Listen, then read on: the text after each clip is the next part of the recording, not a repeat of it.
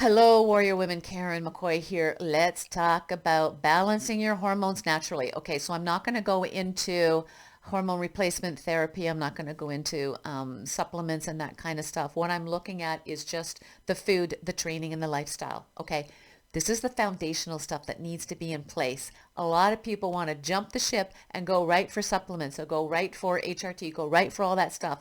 If that's what you want to do, that's cool. But you're still going to have to come back to managing the foundational stuff because that's what our body is all about.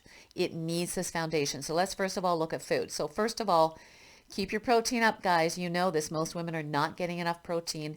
And I do individualized food plans, but as general, you should be between 80 and 150 grams of protein. Take your body weight when it's lean, not with the excess weight. If you have excess, just your lean body and 1 gram per pound of lean. So I'm 120 grams a day. That's what I take in. If I get 80, I'm happy. If I'm 140, I'm happy. So we don't have to split hairs here, guys. But if you're anywhere between 80 and 150, 150 is for like tall women, like, 5'8", 6 foot, because you have more real estate. You have more to feed. You get to eat more. Lucky you. And us smaller people don't. So protein is important. Keep that the same. Carbohydrates, please do not low carb, guys. Now, here's the deal. Most women say they're low carbing, but they don't even know what that means. How many grams does that mean? What does that mean? Well, it means I'm cutting out bread and I'm cutting out this and I'm cutting out that. Okay, so can we talk it cutting out shitty food, right? Instead of, going low carb, because low carb is grams. And so low carb, super low carb is like 40 grams a day, which is like really crazy. Very hard to maintain. I didn't even do that in show. That's like 3 cups of broccoli. That's it. Right? So it's really super hard and you will not lose weight. You'll lose water, you'll lose muscle, you'll lose bone, but you won't lose the body fat. It's just the way it is. So you can argue me that all day. I don't care. I've watched that for 40 years, guys, and it's sad to watch. So please don't go that low in carbs, but know what your grams of carbs are. Again, low carb for me is 80 to 100 grams. Moderate carbs are 120 to 150. Higher carb is 200. Everybody's different. You got to know your place. You got to come to know your body, work with a certified coach that knows how to do this. It's really important that you come to know so that you can rule your own world, right? And so your body and your hormones need carbohydrates because if you don't, it lowers metabolism, it increases hunger, it increases cortisol and insulin, it increases inflammation. It will increase fat storage as well.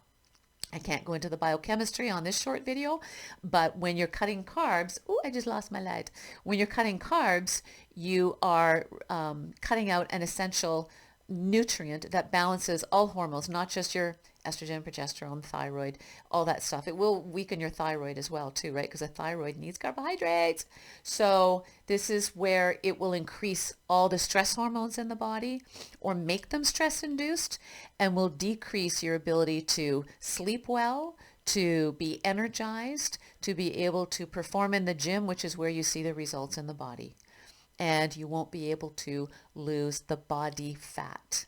So we got to manage our carbohydrate intake and understand where it's at. And keto and low carb is so dangerous to women in this stage of life. The second one is training. You don't want to focus on weight loss in the gym. You want to focus on building strength. You want weight training. This is where I do classic bodybuilding. I have not strayed from it for 40 years. There's a reason, because it works. It gives me what I want. And it is the shortest and fastest way to train the body into the shape and tone and health that you want. It is also, it prevents injury because there's a lot of things out there. I won't mention it, like CrossFit. Okay, I mentioned it. That can really induce a lot of injuries. So please, please, please, we can't heal at this age. We need to be careful. And our body is already under stress from hormonal havoc. And then you're creating more stress by doing a lot of high impact, high intensity cardio-based programs, which is putting you into more of a chronic elevated sympathetic state. So the sympathetic state is the fight and flight, which your body's already in with hormonal up and downs. And we want the parasympathetic, which is the rest and digest, which is where we are managing cardio, which we're minimizing. We are watching our recovery in the gym. So we're not 5 to 6 days a week. We're 3 to 4. Again, depends on your intensity, right? We have to look at that.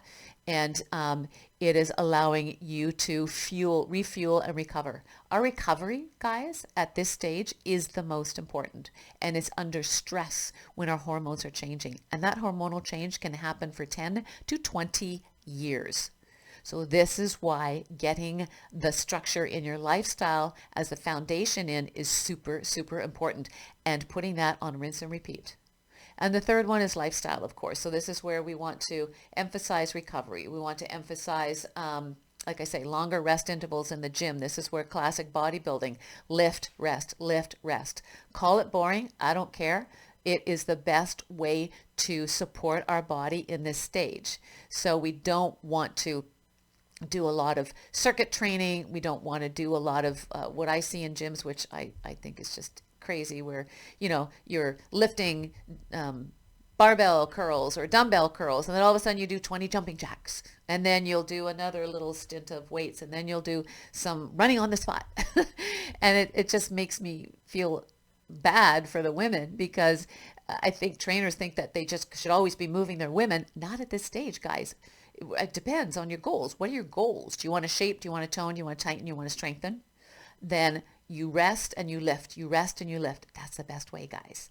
Don't take my word for it. Just take a look around. That's all. Just take a look around you.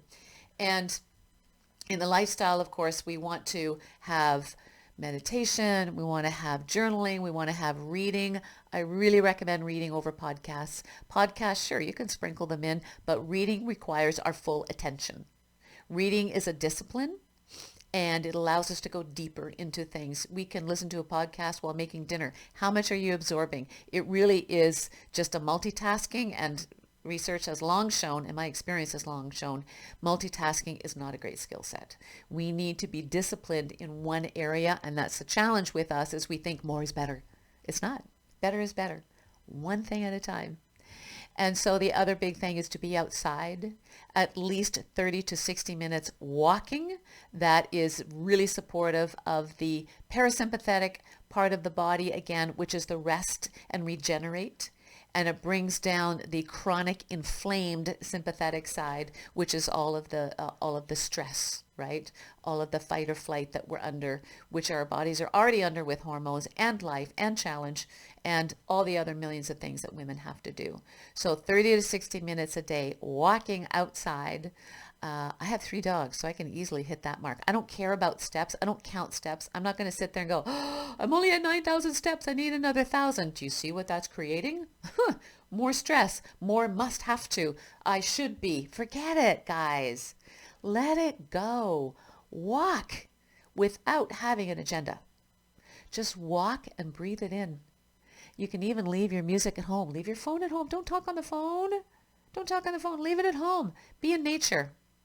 It will feel awkward for those of you who are always on the go, go, go. Always have to fill your brain. Just let it go. So those are my tips for balancing your hormones naturally.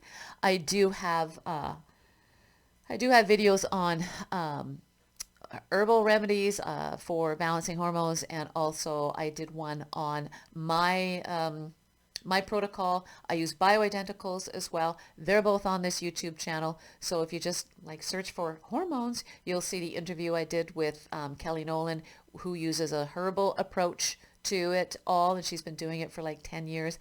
And then you'll see my protocol on what I use with bioidenticals. That's just kind of my thing that works really well for me. But all this other stuff I live by.